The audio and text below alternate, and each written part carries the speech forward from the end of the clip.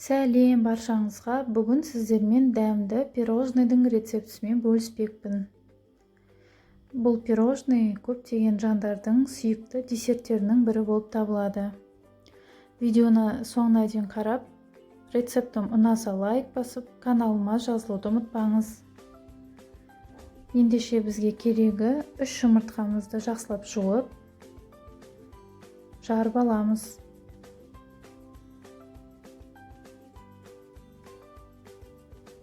Үстінен шым-шым тұз қосып, кейін қантымызды қосып,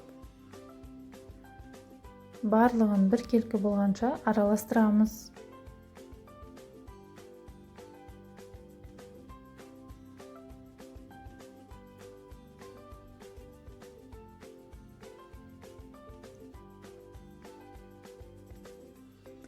Кейін үстінен сұйық майымызды қосып, ұнымызды күштен өткізіп аламыз. Қолымыздың көмегімен қамырын илеп аламыз. Аздап жабысқақ болып шығады. Дайын қамырымызды целлофанға орап, тоңазытқышқа 1 сағатқа қойып аламыз.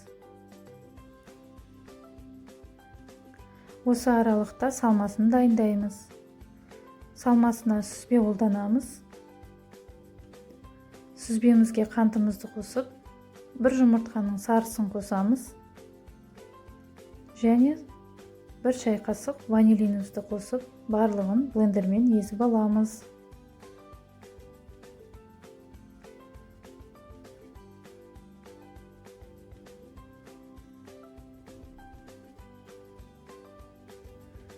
Соңынан ерекше дәм беру үшін кокос стружкасын қоссаңыз болады. Біркелкі араластырамыз. Дайын салмасын шетке қоя тұра, тоңазытқыштан қамырымызды алып, үстінен аздап ұн қосып, біркелкі болғанша жаямыз.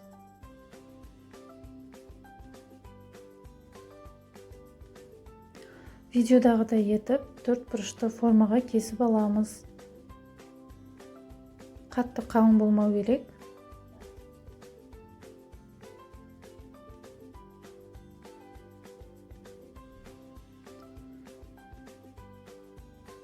Дайын қамырларымызды осылай формаға қоямыз. Үстінен салманы толтырып саламыз.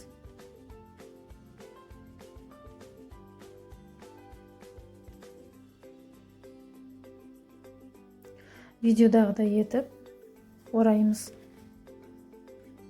Үстін қатты баспаймыз. Қызып тұрған пеште 170 градуста 30 минутта пісіріп аламыз. Пирожныйларымыз дайын. Егер қонақтарыңыз сізге келіп, оларға таңданып, оларды ұнатқыңыз келсе, ерекше осындай десертті дайындаңыз.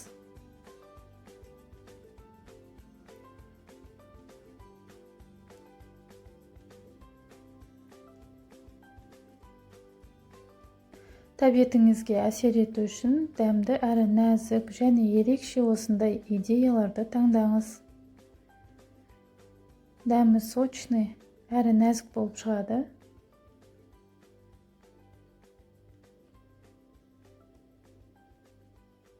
Ас болсын.